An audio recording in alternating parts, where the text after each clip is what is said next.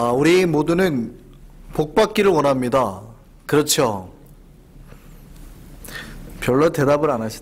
자, 복받기 원하시는 분만 아멘 하시기 바랍니다. 예, 우린 다 복받기를 원해요. 예수 믿고 복 안 받고 예수 믿고 고통받으려고 예수를 믿어요? 뭐하러 믿습니까? 예수 믿으면 당연히 복 받는 거예요. 만복의 근원 하나님이 있어요. 하나님 믿으면 복 받게 되어 있습니다. 그거는 당연한 겁니다. 근데 우리는 자꾸 이제 간혹은 하나님 주시는 복이 다양한데 부패인데 자꾸 편식하려고 그러니까 탈이 나는 거죠. 하나님 복은 하여간 우리를 살리고 풍성하게 하고 부여하게 하는 모든 것입니다. 우리의 생명을 살리고 영혼을 살리고 삶을 풍성하게 하고 강건하게 하고 건강하게 만드는 모든 것이에요. 기쁘게 만드는 모든 것의 복이에요. 우리는 단지 복을 자꾸 축소해서 단 하나만 자꾸 복이라고 생각해요. 돈. 자꾸 돈. 돈만 있으면 병원도 갈 수 있으니까 건강도 얻을 수 있고 명예도 얻을 수 있고 큰 소리도 칠 수 있고 권력도 얻을 수 있고 자꾸 축소해서 생각하는 거니까 그렇지 하나님의 복은 아주 커요. 부패입니다. 우리는 그 복을 누리며 사는 백성들입니다. 그러니까 어쨌든 뭐 인간이 생각하는 원하는 복이든 하나님이 주시려고 하는 복이든 하여간에 우리는 복 받으며 살게 될 줄 믿습니다. 근데 항상 제가 말하듯이 우리가 요구하는 복보다는 하나님이 주시는 복 자체를 누리는 우리가 됐으면 더 좋겠습니다. 어쨌든요. 하여간 우리는 항상 복이 임하기를 바랍니다. 그러니까 하나님은 복 자체시잖아요. 그러니까 우리가 복 받으며 살려고 예수를 믿는 거예요. 예수 믿으면 복 받게 되어 있어요. 예수를 믿는데도 복을 잘 못 받으시는 분들은 조금 이제 복의 때가 아니든지 아니면 복을 잘 못 누리시든지 아니면 복을 받을 만한 원하긴 하는데 받을 만한 삶을 못 사시든지 이런 몇 가지가 있어요. 원인은. anyway, 우리는 복 받기 위해서 예수를 믿고 복 받고 사는 존재임을 믿으시기 바랍니다. 구체적으로 그러면 어떻게 하나님께 주시는 복을 얻을 수 있을까요? 어떻게? 첫 번째는요. 여러분 인간의 욕심대로 구하면 안 됩니다. 그러니까 복의 대명사인 아브라함 우리 앞에 살펴봤죠. 아브라함이나 오늘 나오는 이삭도 마찬가지인데요. 단 한 번도 자기의 뜻대로 하나님께 구한 적이 없습니다.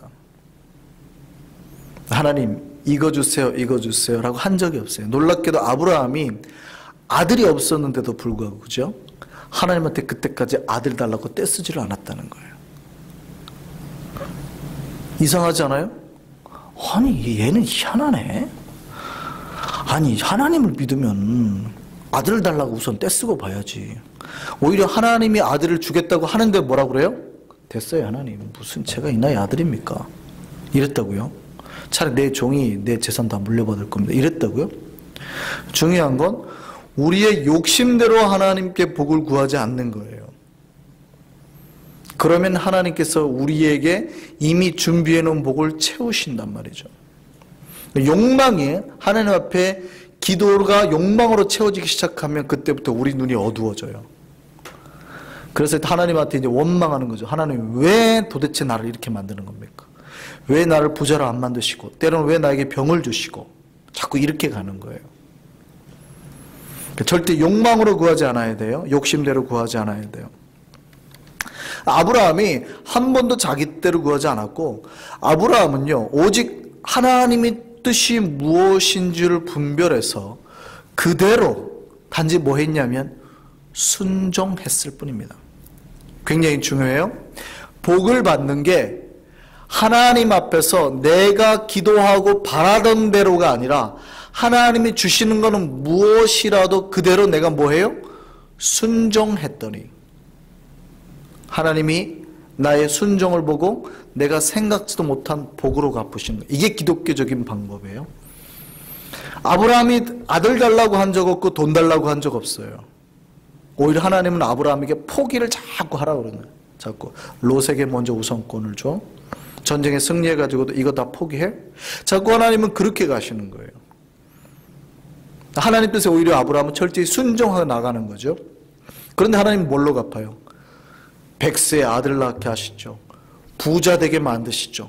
근데 하나님이 복으로 다 갚으시는 거예요. 무슨 얘기인지 아시겠습니까? 철저히 뭐 할 때요? 순종할 때. 하나님의 방식에, 하나님의 말씀에 내 생각의 잣대를 잡고 안 들이대는 거예요. 하나님 이건 안 돼요. 생각을 해보세요. 이게 되겠어요? 안 된다고요. 백세 어떻게 아들 낳아요라는 말을 안 한다고요. 하나님 그냥 되겠다 그러면 그래요? 하나님이 하신다면 뭐 되겠죠. 라고 말하는 거예요. 이게 순종입니다. 우리가 왜 복을 못 받는지 잘 계산해 보셔야 돼요. 아브라함은 그냥 하나님 뜻에 순종했어요. 그런데 하나님이 거기에다가 복으로 채우시는 거예요. 이거는 오늘 본문의 이삭도 똑같습니다. 이삭도 아브라함처럼 아브라함에게 하나님이 주셨던 것처럼 이 신앙의 유산을요 잘 받아 누린 아들입니다. 이삭이 아브라함처럼요 자기도 그대로 순종의 믿음을 유산으로 받았습니다. 하나님께서 아브라함이 약속했던 그 복 이삭도 누리고 삽니다. 이제 보세요. 아브라함이 죽은 뒤에 아브라함의 모든 재물, 뭐 후손, 또 많은 여러 가지 종들, 유업 다 받아서 이삭도 이제 잘 살았죠.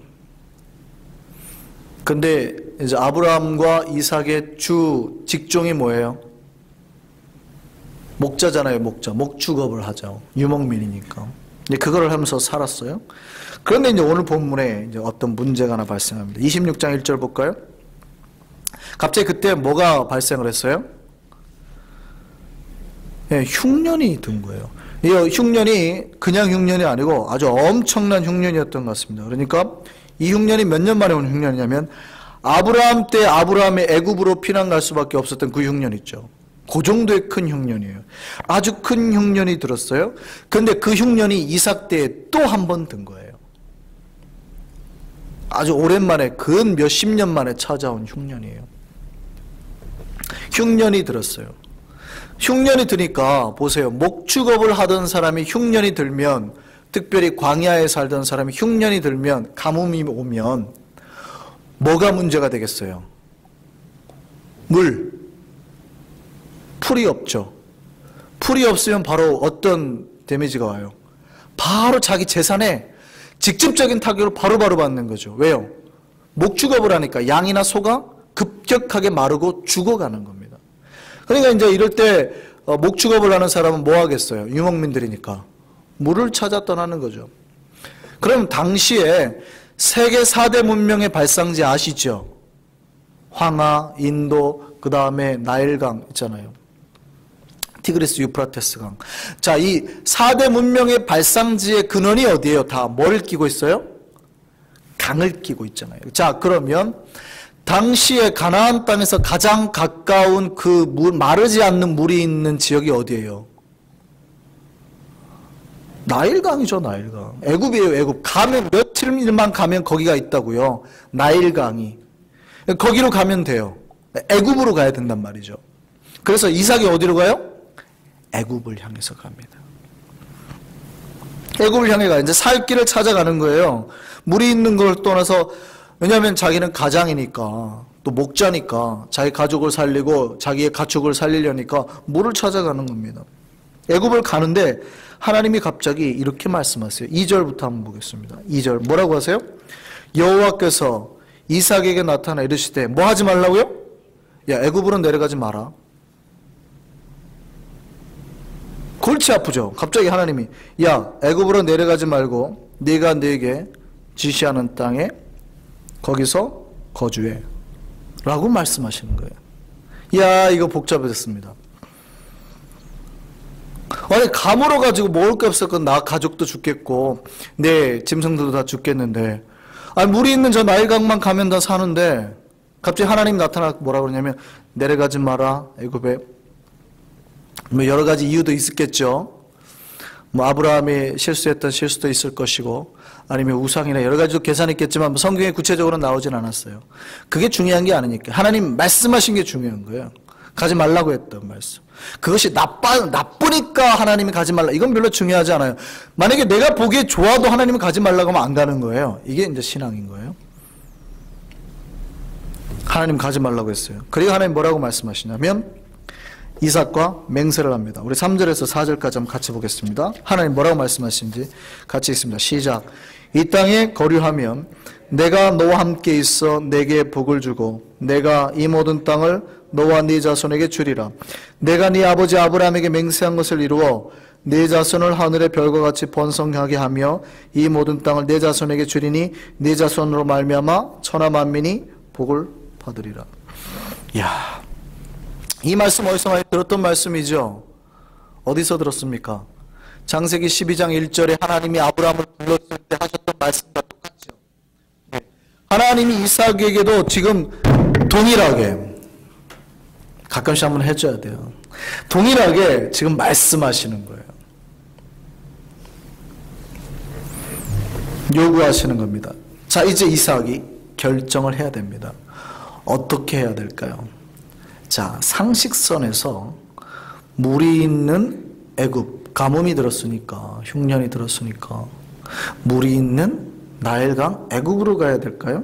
아니면 자기에게 말씀하신 하나님의 말씀에 순종해야 할까요?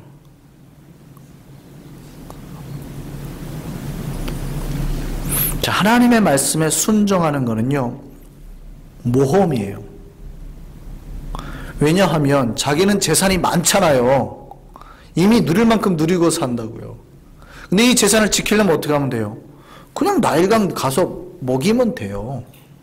그러니까 별로 내가 그냥 나일강 가면 별다른 내 삶에 문제없이 평탄하게 사는 거예요. 근데 하나님이 갑자기 어떻게 해요? 내려가던 길에 가지 마. 안 가면 내가 복 줄게. 이렇게 나오시는 거예요. 근데 잘 보세요. 안 가가지고 하나님 복 주시는데 지금 말고 장래에 복 주면 하나님 주시는 복이 뭐라 그래요? 네 자손이 대대로 복 주라 이렇게 돼 있잖아요. 물론 그 땅에 있는 동안도 복 주겠다 했지만 그럼 계산하는 거죠. 야, 내 자손이 잘 먹고 잘 살아서 무슨 소용이 있냐. 내가 잘 먹고 잘 살아야지. 지금 자기는 잘 먹고 잘 살아요. 그냥 나일강 가가지고 물만 먹이면 풀 뜯어먹고 살면 짐승도 잘 살고 자기도 잘 살고 별 문제 없다고요. 어차피 지금도 잘 먹고 잘 사니까. 근데 하나님 말씀은 지금 광야에 머물라고 그러는 거잖아요. 그럼 어떻게 돼요? 그 말 지켰다가는 잘못하면 내 재산 다 날리게 생겼어요. 내 가족도 죽을 수 있습니다. 그 중대한 모험이라고요. 왜냐하면 하나님이 머물라고 했던 그 지역이 어디냐면요, 그랄이에요. 그랄이 어디냐면 당시에 그 이스라엘 나중에 통일 왕국이 됐을 때 이스라엘의 가장 남쪽 지의 경계가 브엘세바입니다. 다음 주에 이제 우리가 브엘세바를 살펴볼 거예요. 브엘세바인데 이 브엘세바에서 애굽가에 가는데 사이에 그랄이 있어요. 그러니까 지금 이삭이 애굽을 향해서 다 가고 있어요. 하루만 더 가면 나일강이에요. 하루만 더 가면. 그러니까 많이 내려갔다는 얘기예요. 쉽게 말하면. 코앞에 다 달았어요. 여기만 벗어나면 이제 광야 끝이에요. 근데 그 끝에서 갑자기 하나님이 멈춰서 가지 마라. 그리고 내가 복 줄게 라고 얘기하고 있는 거예요. 어떡하겠습니까? 여러분이라면 어떻게 할래요? 하루만 더 가면 나일강의 삼각주 지역이 쫙 펼쳐집니다. 풍요로운 물이 있고요, 땅이 있고요, 풀이 있어요. 그러니까 나도 먹고 살 수 있고 내 짐승도 잘, 어차피 내가 잘 사니까 다 풍요로워질 수 있다고요. 그런데 하나님 바로 그 앞에 두고 그 광야에 머물라고 하는 거예요. 지금 뭐 하는 거예요? 신앙적인 도박이에요. 모험이라고요. 자, 우리는 어떤 선택을 할까요? 여러분이 신앙생활 할 때 무엇을 기준으로 움직이십니까? 상식을 기준으로 움직이십니까? 신앙을 기준으로 움직이십니까?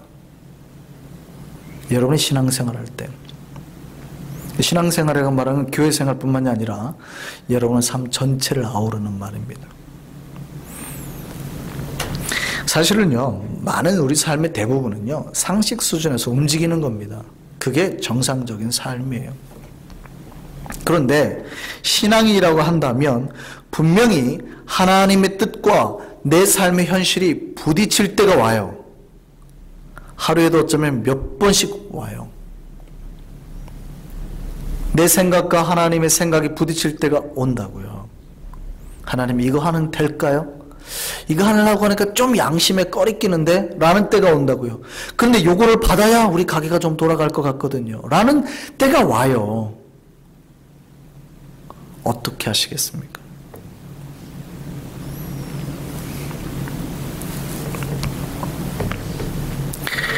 신앙은요, 우리의 신앙의 결단은 내 삶의 현실과 하나님 뜻이 부딪혔을 때 우리가 어떻게 판단하냐에 따라서 우리의 신앙의 우리가 어떤 믿음을 가지고 있는지 정확하게 드러납니다. 우리가 뭘 붙들어야 될까요? 우리에게 말씀하시는 말씀을 붙들어야 될까요? 아니면 내 현실, 내 생각, 이권, 내 판단을 붙들어야 될까요? 우리는 어떻게 선택할까요? 여러분은 어떨 것 같습니까? 말씀을 선택할 것 같습니까? 현실을 선택할 것 같습니까? 이게 쉽지 않죠? 절대 안 쉬워요. 고민하셔야 됩니다. 여러분이 그 어려운 순간에 어떤 선택을 하는지가 여러분의 신앙의 그 색깔이 드러나요. 자, 제가 한번 쉽게 말씀드릴게요. 여러분이 돈 잘 벌어요. 가게가 잘 돼요. 여러분이 하는 가게가. 그런데 지금까지 수고하고 애썼어요. 내일이면 계약하는 날이에요. 그동안에 그 땅을 얻기 위해서 얼마나 열심히 노력했는지 몰라요. 내일이면 이제 얻게 돼요. 그런데 내일 계약하기로 다 했는데 갑자기 전날 밤에 하나님 말씀하시는 거예요. 야, 너 그거 하지 마라.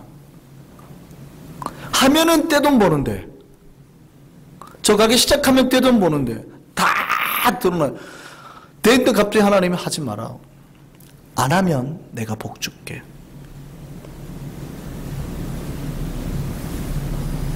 보세요. 하면은 그 자리에서 10만 불이 생겨요. 시작만 하면 1년에 10만 불이 생겨요. 근데 하나님 뭐라고 하냐면 당장 보이지 않는 약속을 한단 말이에요. 안 하면 내가 복 줄게. 여러분은 10만 불을 선택하겠습니까? 여러분의 기도 가운데 들려오신 하나님의 음성을 따르겠습니까? 복 받는 게 쉬워요? 어려워요? 예, 반드시 복을 주시기 전에 하나님이 시험을 하십니다. 하나님 왜 이렇게 저를 시험에 들게 하시나요? 울지 마세요. 복 주시려고 그러는 거예요. 그 타이밍이 딱 복 주시는 타이밍이에요. 그러니까 연단의 때는 반드시 그 다음에 복을 예비하시기 때문에 주는 겁니다. 아브라함도 그랬잖아요. 성경의 원리는 항상 똑같아요. 하나님이 역사하시는 원리는. 그러니까 큰 복을 뒤에 숨기셨을 때는 반드시 우리를 시험하고 연단하세요.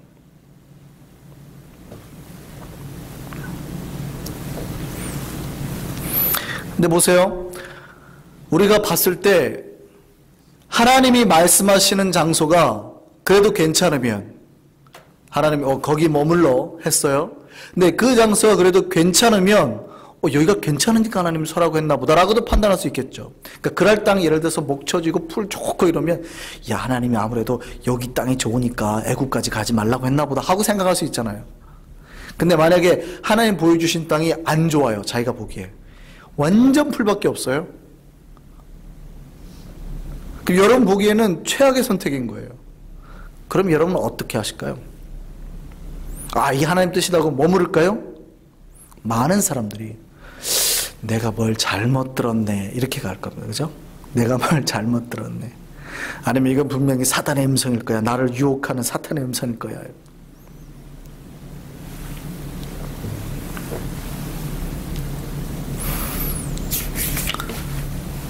우리는 어떻게 선택할까요? 이삭의 선택을 한번 볼까요? 우리 6절 말씀입니다.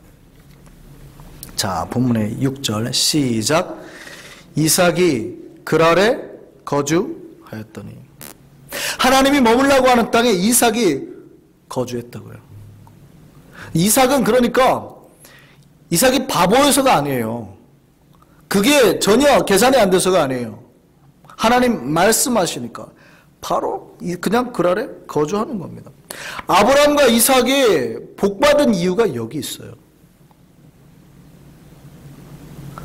우리 같으면 뭐라고 하겠습니까? 기도하겠죠. 하나님, 애굽 땅까지 가게 해주시고, 대신에 만약에 애굽 땅에 문제가 있어가지고 우리가 가족이 다 죽을 것 같아가지고 만약에 막으시는 거라면 차라리 그걸 없애주세요. 그러죠. 우리를 헤아려 가는 무리를 없애주시고 우리 길을 열어주시고 차라리 무사히 나일강까지 잘 갔다 오게 해주세요. 이렇게 기도하죠. 우리는 그렇게 기도합니다. 근데 아브라함과 이삭은 뭐라고 그랬어요?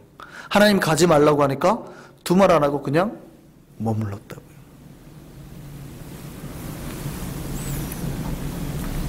손해보는 거요? 왜 생각이 안 했겠어요? 그런데 아브라함이나 이삭이나 계산하지 않았어요.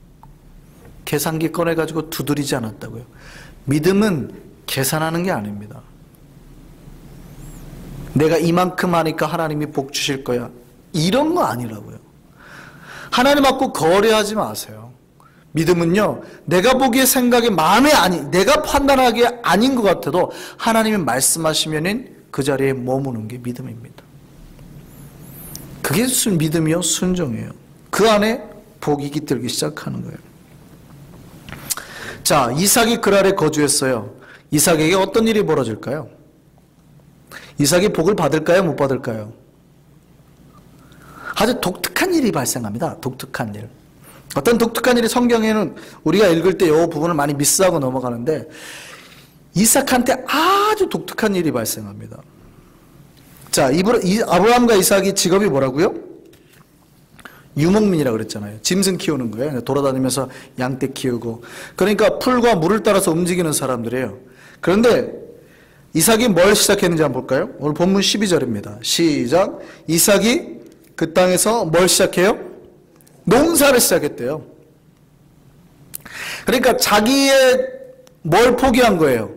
근본적인 자기가 원래 밥 먹고 살았던 그 부자의 모든 걸 포기하는 거예요.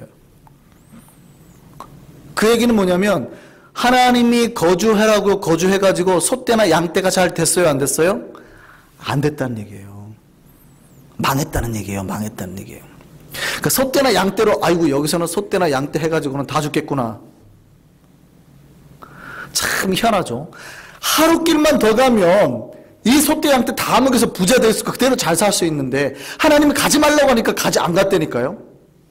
그럼 그 땅이 풀이나 있고 이게 좋은 게 아니라 쉽게 말하면 내 소나 양이 다 죽어가는 땅이에요. 그거를 알았어요.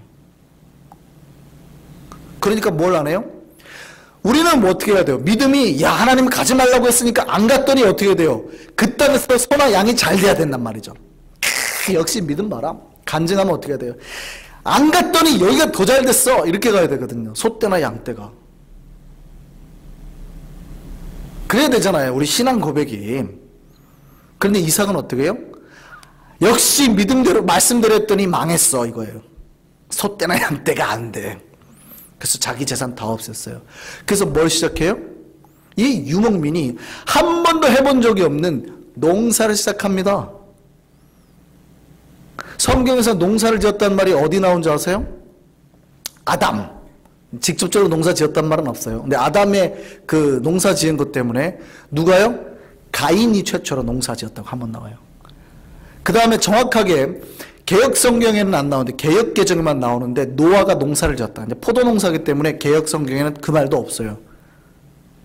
그 다음에 나오는 말이 오늘 본문에 나옵니다. 이삭이 농사를 지었대요. 그러니까 유목민이 지금 한 번도 해본 적이 없는 농사를 지은 겁니다. 씨 뿌릴 줄도 모르고 뭐 밭을 갈아야 되는지 뭐를 농작을 해야지 먹고 사는지도 모르는 사람이 농사를 지었대요. 농사 지었어요. 참 무식하죠. 하루만 더 가면 되는데. 그렇잖아요. 참 여러분 그런 판단 하겠습니까? 여러분 같으면 그런 판단 하겠습니까? 하루만 더 가면 되는데 그 재산 다 날린 거예요. 자, 우리 여기 계신 여자 집사님들 한번 들어보세요. 권사님들. 여러분이 아주 부자예요. 뉴욕에서 아주 잘 나가는 부자시란 말이에요. 뭐 퀸즈 이쪽에서 뭐 내놓아도 5손가락 안에 든다 그러면 서러울 정도로 부자예요. 근데 어느 날 남편이 갑자기 여러분이 하던 사업 다 포기합니다. 왜 그래? 그랬더니 하나님 뜻이야. 그것도 잘 나가던데 하루에 막 몇만 불씩 벌어들이고 몇십만 불씩 뭐 한 달 사이에 들어오는 그렇게 잘 나가는 건데 갑자기 남편이 하루아침에 하나님이 이거 포기하래 라고 얘기를 한다면 여러분 뭐라고 그러겠어요? 그래? 진짜 하나님 그렇게 말씀하셔서 같이 기도하실래요? 하면 저것이 미쳤다고. 교회 다니더니 저것이 미쳐가지고 광신도가 됐다고 그러실래요?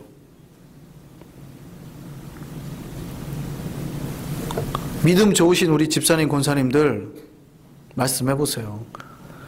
여러분이 그래? 같이 기도하실래요? 아니면 저 인간이 광신도가 됐다고 그럴래요? 우리는 다 광신도라 그럴 겁니다. 그 기준이 뭐냐면 자기에게 피해가 오는 것 때문에. 미쳤다고 그러겠죠. 다 미쳤다고 그럴 겁니다. 야 미쳤다 미쳤어 저.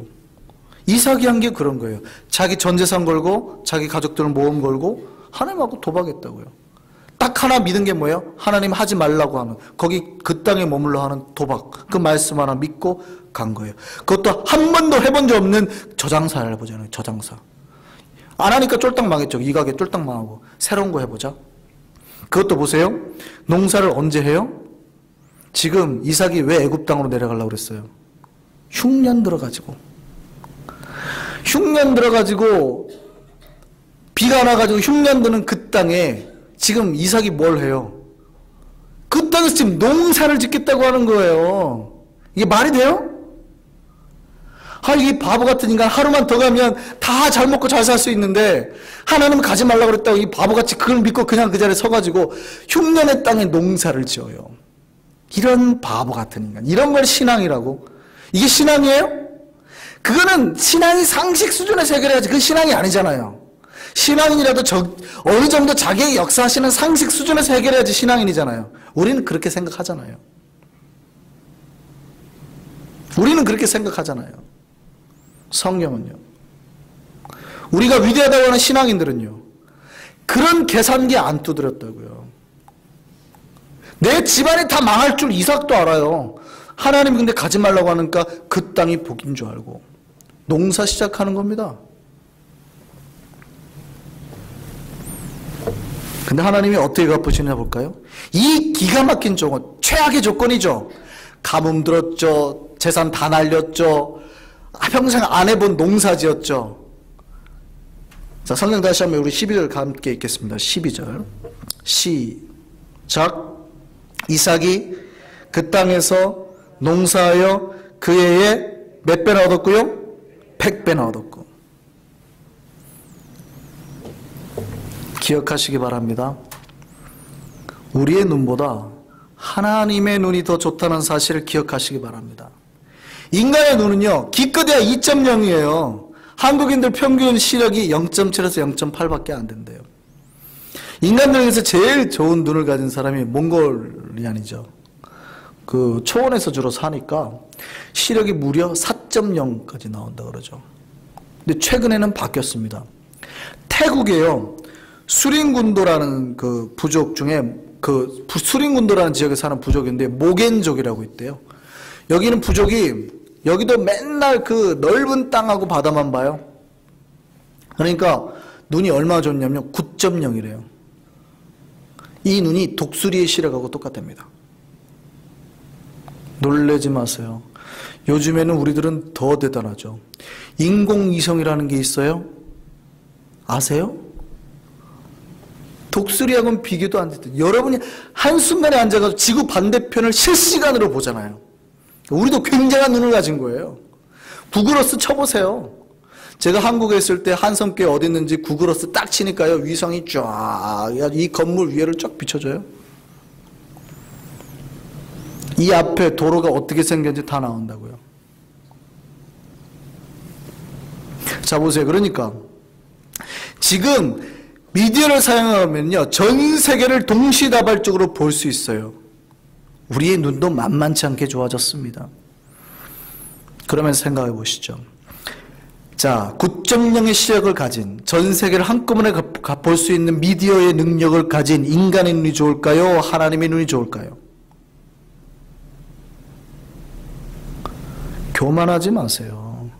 인간의 눈이 아무리 좋아봤자요, 전 세계를 한꺼번에 동시다발적으로 볼 수 있다 하더라도요, 지금 일어나는 일만 봐요.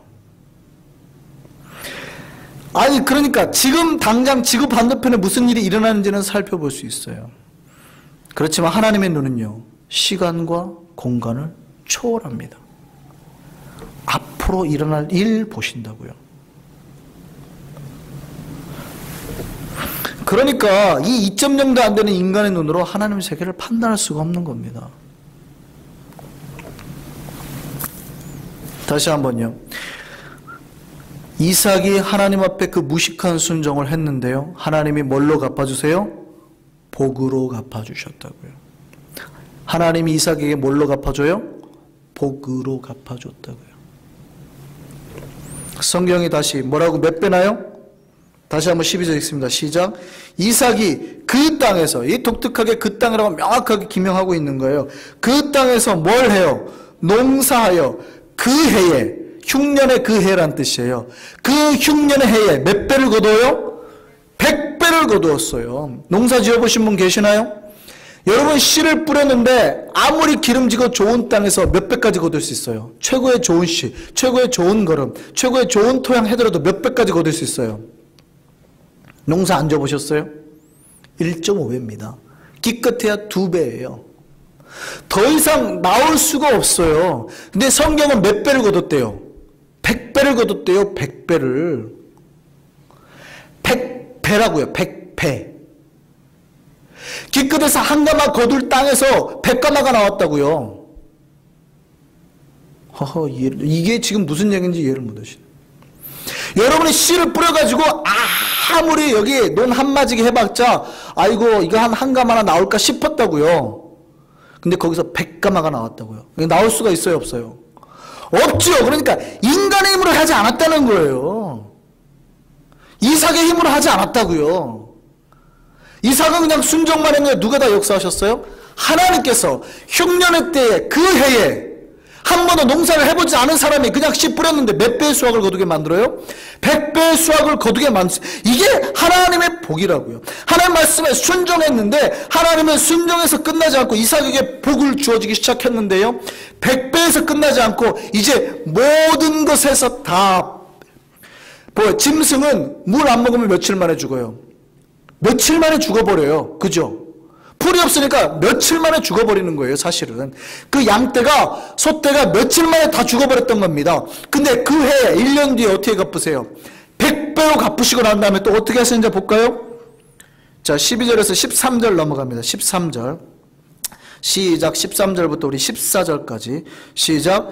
그 사람이 창대하고 왕성하여 마침내 뭐가 되고요? 거부가 되고, 또 양과 소가 때를 이루고 종이 심히 많음으로.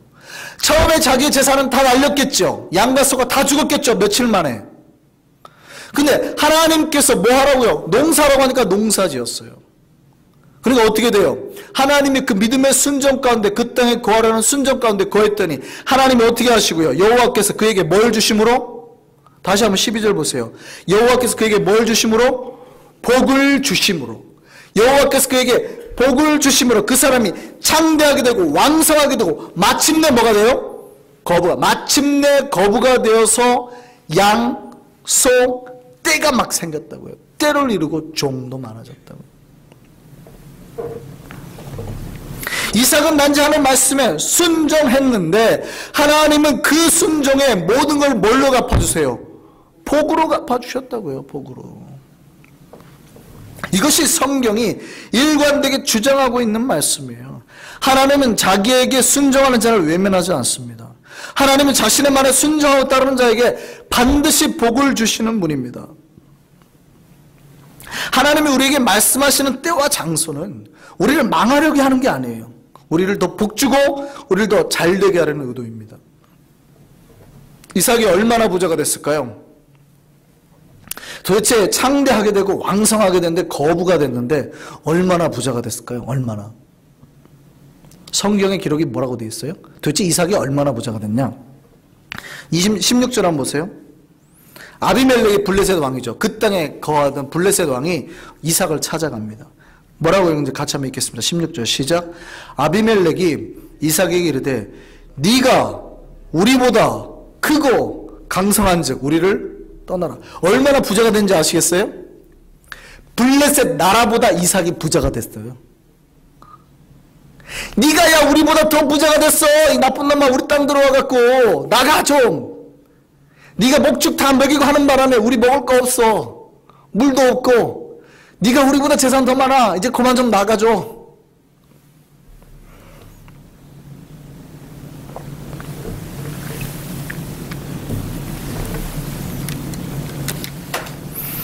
이삭이 블레셋 나라보다 부자가 됐답니다. 우리도 믿음으로 순종해서 뉴욕에서 제일 가는 부자가 나오기를 바랍니다. 이게 쉬운 일은 아니죠. 왜 쉽지 않은지 아시겠어요? 여러분 가진 것 다 포기해야 될 수도 있어요. 지금 없을 때는 포기할 수 있죠. 아유, 내 동네에서 기껏해야 뭐 500불 가지고 있는데 이거 포기하라면 못 하겠어요? 500불만 포기해? 그럼 하나님 나를 떼부자 되게 해주셔? 그럼 포기할 수 있죠. 근데 여러분이 20만 불 가지고 있는 분들이에요. 그거 포기하라고 하면 하실 수 있겠어요? 거기서부터 믿음이 시작된다고. 그러니까 이게 우리가 복을 받고는 싶어요. 하나님 앞에. 그러니까 예수 믿는 사람은 다 복 받기를 원하죠. 다 복을 받고는 싶어는 해요. 그럼 정작 하나님이 복 주려고 테스트할 때는요. 다 도망가는데요. 어떻게 복을 주시겠습니까, 하나님? 우리는 그 믿음에서 절대 물러서지 않기를 바랍니다. 이게 어려워요, 이게.